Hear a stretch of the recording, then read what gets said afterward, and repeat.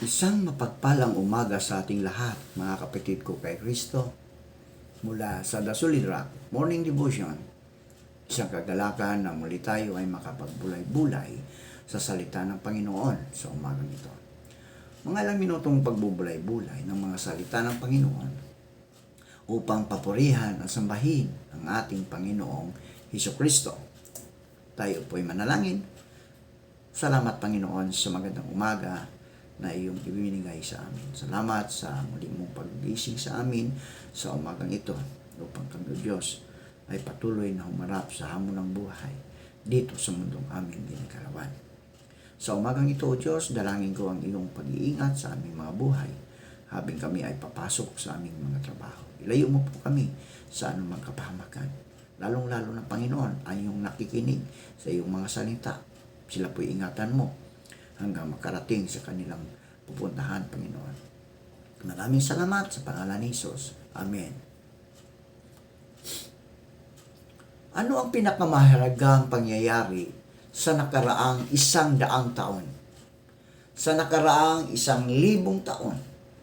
Sa buong kasaysayan? Ayon sa Biblia, pinakamahalaga ang pagkapako sa krus ni Kristo at ang kanyang muling pagkabuhay. Ang pagiging Diyos ni Jesus at ang kanyang otoridad, bilang guro sa anumang karamdaman o sakit, sa mga kasalanan o laban sa mga masasamang espiritu, sa kalikasan, sa kamatayan, sa mga tao. Mahalagang makilala natin kung sino si Jesus. Mahalaga din nating maunawaan ang kahulugan ng kanyang ginawa, lalo na ang kanyang kamatayan at muling pagkabuhay. Ito ang bumago sa takbo ng kasaysayan. Alamin muna natin kung ano ang kahulugan ng mga ito. Halimbawa, kasalanan. Ano ba ang kahulugan ng kasalanan? Ang kasalanan ay isang pagre-rebelde o pagsuway laban sa Diyos, sa isip, sa salita, o sa gawa. Paglabag sa kautusan ng Diyos. Pagsuway sa gugustuhan ng Diyos. Ano naman ang ibig sabihin ng pagkapako sa krus o crucifixion? Ito po ay karumal-dumal, nakakahiya at nakabababang paraan na ginagamit ng Romano upang parusahang mamatay ang pinakamasamang mga kriminal. Ang pagpatay ay brutal at matagal na pinahihirapan ang isang kriminal hanggang mamatay.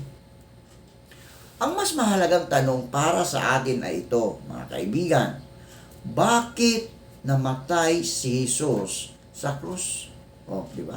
Bakit? Bakit namatay si Jesus sa krus?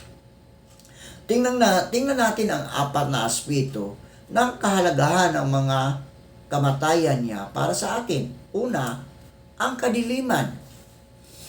Ayon sa Marcos 15, talatang 33 hanggang 39. Pero doon tayo mag-focus sa 33, mga kaibigan. Ano ang nangyari sa verse 33? Tandaan na tanghaling tapat sa literal na salin, ika-6 na oras o 6 hours ay nagkaroon ng kadiliman. Ito ay hindi pangkaraniwang supernatural na kadiliman. Sabi sa 33, basahin natin sa 33, nagdilim sa buong lupain mula sa tanghaling tapat hanggang sa 3 ng hapon.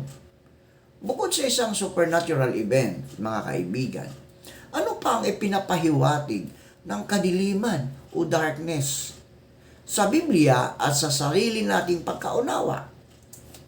Pangalawa, ang sigaw ni Jesus at ang kamatayan.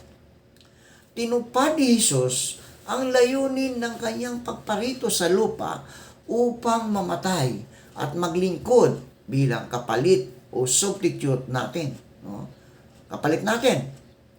Upang dalhin ang bigat ng parusa ng kasalanan natin. Ang sigaw ng Diyos ni Jesus, Diyos ko, bakit mo ako pinabayaan?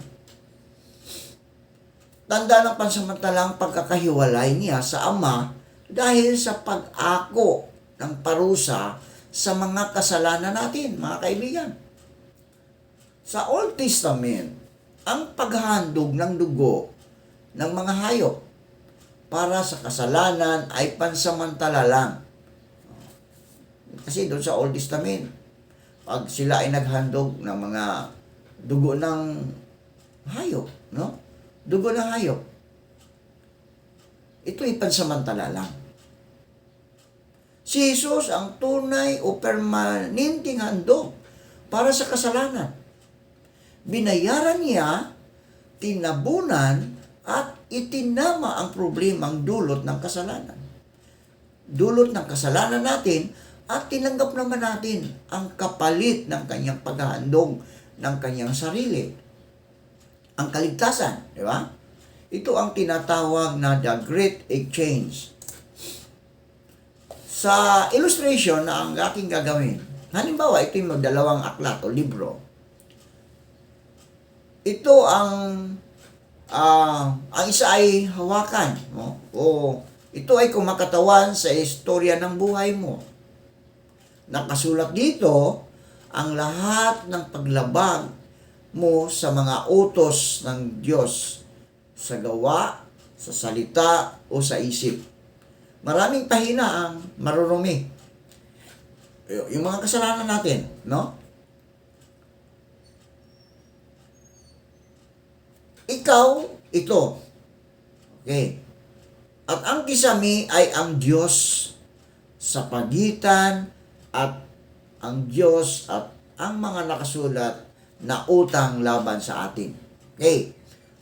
Ang kasalanan natin ay naghiwalay sa atin sa Diyos. No? Ang problema, mapagmahal ang Diyos. Mapagmahal ang Diyos. Ngunit siya rin ang makatarungang hukom.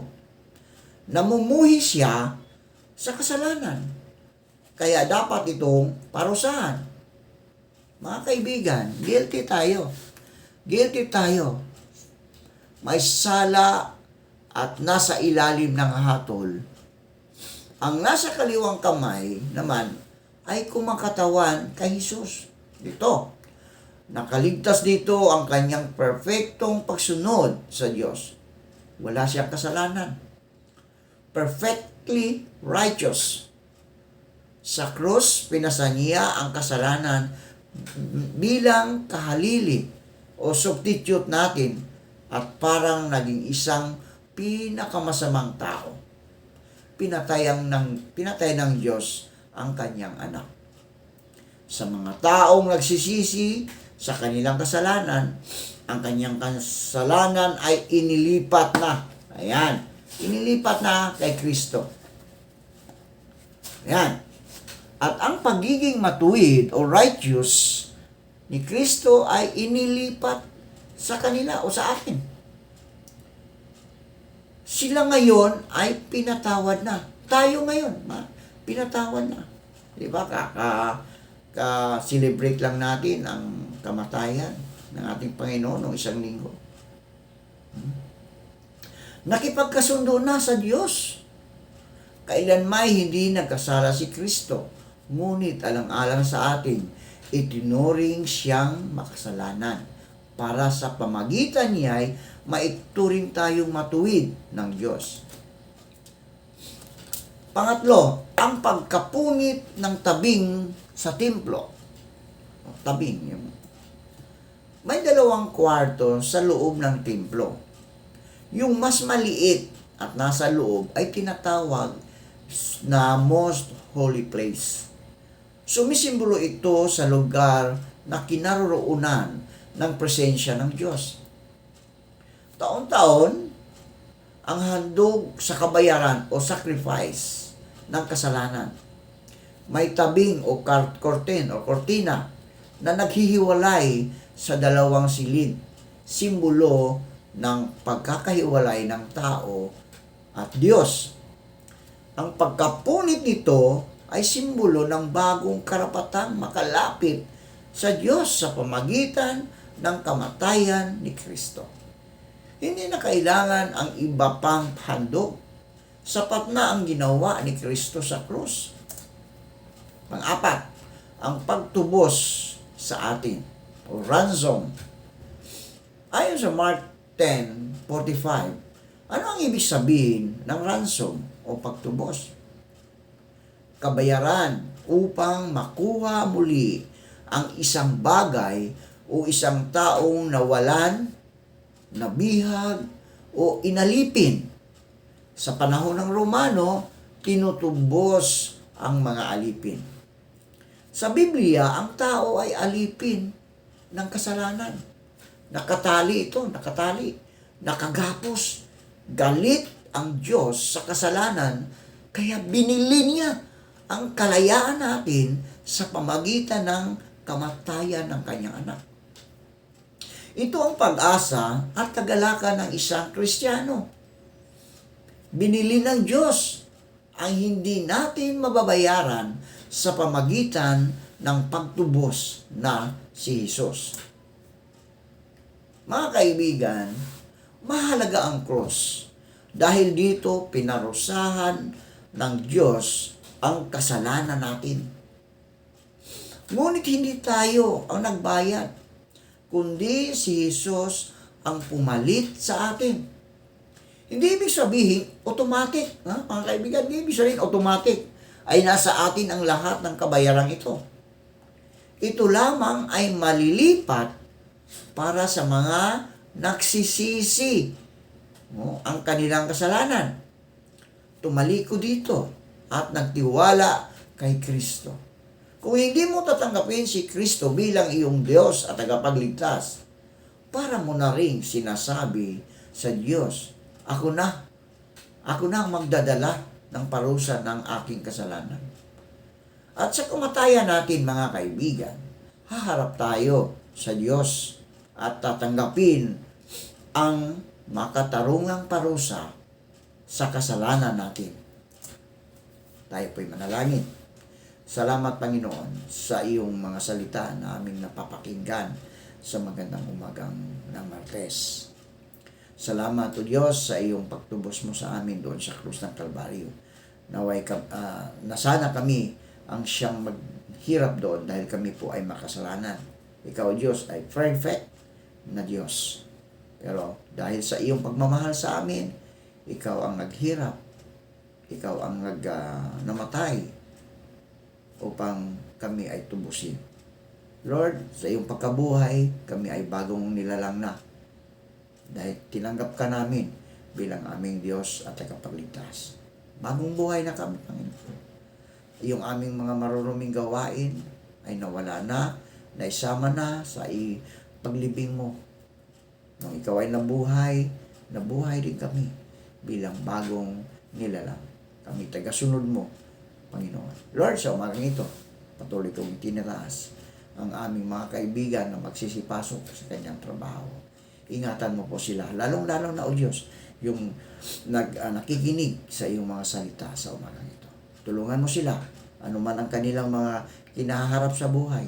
Ikaw, Diyos, ang siyang patuloy na magbibigay sa kanila ng kalayaan upang maging maayos ang buhay nila, Panginoon. Kalayaang maging masagana ang kanilang buhay. Lord, maraming salamat. Ito ang aming dalangin sa pangalan ni Jesus. Amen.